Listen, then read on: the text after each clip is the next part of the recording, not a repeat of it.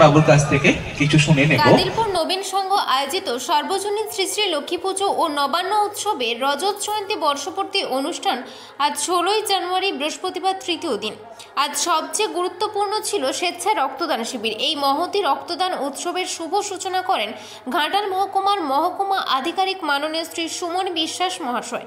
উনি ওনার বক্তব্যে নবীন সংঘকে এবং সকল রক্তদাতাকে উৎসাহিত ও প্রশংসিত করেন। সাধারণ মানুষকে রক্তদানের গুরুত্ব সম্পর্কে সচেতন করেন এবং গ্রামে গ্রামে বিভিন্ন সংস্থাকে এরকম উদ্যোগ আরও বেশি বেশি করে নেওয়ার জন্য আহ্বান জানান। রক্ত সংগ্রহ করতে এসেছিলেন মেদিনীপুর ব্লাড ব্যাংকের প্রতিনিধিগণ। রক্তদাতাদের উৎসাহ ছিল চোখে পড়ার মতো। 72 জন রক্তদাতা রক্তদান করতে আসেন, কিন্তু নানান কারণে 6 জনের রক্ত সংগ্রহ করা যায়নি। মোট রক্ত সংগ্রহ করা হয় 66 জনের। এনাদের মধ্যে মহিলা ছিলেন 17 জন। সমাজের প্রতি দায়বদ্ধতা নবীন সংঘের অঙ্গীকার। সমাজের একজন মানুষেরও রক্তের অভাবে যাতে মৃত্যু না ঘটে সেই উদ্দেশ্যেই নবীন সংঘের এই মহতী আয়োজন। সেই কথাই জানান ক্লাবের কর্মকর্তারা। এই রক্তদান ছাড়াও রজত জয়ন্তী বর্ষকে স্মরণীয় করে রাখতে নবীন পাতার স্মরণিকা প্রকাশিত হয়। এছাড়াও তাদের আয়োজনে ছিল সর্ব সচেতনতা শিবির, কীর্তন গান পরিবেশন ও নরনারায়ণ সেবা, শিশু নাটক, নাচ গান আবৃত্তি, দিবারাত্র ভলিবল টুর্নামেন্ট, শিশু স্বাস্থ্য পরীক্ষা শিবির, দুস্থদের বস্ত্র বিতরণ, নানান বিনোদনমূলক প্রতিযোগিতা। এছাড়াও টেলিস্কোপে চোখ রেখে মহাকাশের মহাজাগতিক দৃশ্য দেখার জন্য জনসাধারণের উৎসাহ দৃষ্টি কেড়েছিল। কাদিলপুর নবীন সংঘ তাদের লক্ষ্মীনারায়ণ পুজো উপলক্ষে ব্লাড ডোনেশন ক্যাম্প আয়োজন করেছে। শুধু রক্তদান শিবির নয়, নানাবিধ সামাজিক কাজ, নরনারায়ণ সেবা ইত্যাদি আছে। তার মধ্যে আজকে ব্লাড ডোনেশন ক্যাম্প হচ্ছে। খুব ভালো লাগছে আসতে পেরে। মেদিনীপুর ব্লাড ব্যাংক থেকে ডাক্তারবাবুরা এসেছেন রক্ত নেওয়ার জন্য। ভালো সংখ্যায় রক্তদান হচ্ছে। আমরা আশা করব দিনের শেষে 50-এর বেশি রক্ত সংগ্রহ করা যাবে। এই প্রত্যন্ত এলাকায় এরকম আয়োজন সত্যি নজিরবিহীন। খুব ভালো লাগছে আসতে পেরে।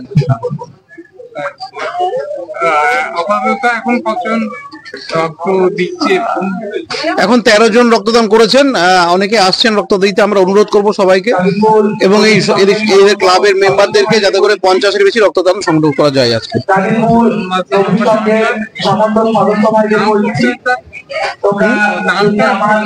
আমার নাম সুমন বিশ্বাস, আমি ঘাটালের এসডিও।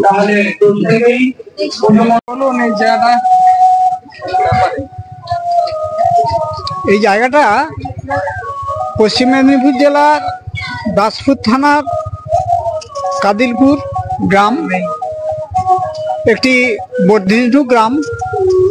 এখানে প্রাইমারি স্কুল আছে। অদূরেই পূর্ব প্রান্তে কাঁসাই নদী, গ্রামের পূর্ব প্রান্তে কাঁসাই নদী।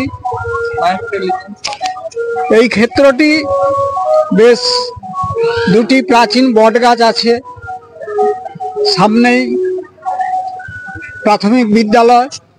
খুবই বর্ধিষ্ণু গ্রাম, বিভিন্ন দিক দিয়ে কৃষি প্রধান এলাকা, কিন্তু গ্রামের উন্নয়নের জন্যে এখানকার অনেক যুবকরা তারা প্রবাসে বিভিন্ন জীবিকায় তারা ব্যস্ত। তারা এই পুজোর সময় বর্ষ শেষে অবশ্যই উপস্থিত হয়। সব ছেলেরা, সব বাড়ির মানুষরা এই উৎসব উপভোগের জন্য হাজির হয় এবং আরেকটা উৎসবে অবশ্যই হাজির হয়, সেটা হচ্ছে এখানকার বৈশাখী গাজন। তখন বৈশাখী গাজন হয় বালক গাজন। এখানে প্রায় সব থাকে ওই 16 বছর 17 বছরের বয়সের ছেলেরা, তারা গাজনে ভোক্তা থাকে। ওই গাজন বৈশাখী গাজন, গাজনের শেষে হয় পিঠ ফুড়া, জীব ফুড়া সহ মেলা বসে, নানান উৎসব অনুষ্ঠান, সাংস্কৃতিক অনুষ্ঠান হয়।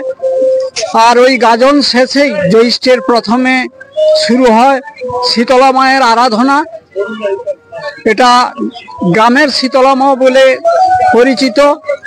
গ্রামবাসীরা তাদের সবার ঘরের সাহায্য সহযোগিতা নিয়ে গ্রামবাসীরা পূজার ব্যবস্থা করেন, পূজা হয়।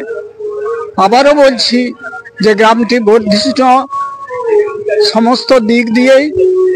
এখানে মানুষগুলি খুবই সামাজিক এবং খুবই মিশুক। খুবই হৃদয়ের মানুষ, ভালো লাগে। আজকে এই পুজোটা কি পুজো, মানে নবীন উৎসব? এটা এখানে একটা নবীন সংঘ ক্লাব গঠিত হয়েছে।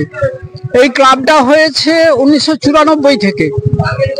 সেই ক্লাবের উদ্যোক্তারা একটু একটু করে শুরু করে। এখানে কোনো পুজো ছিল না।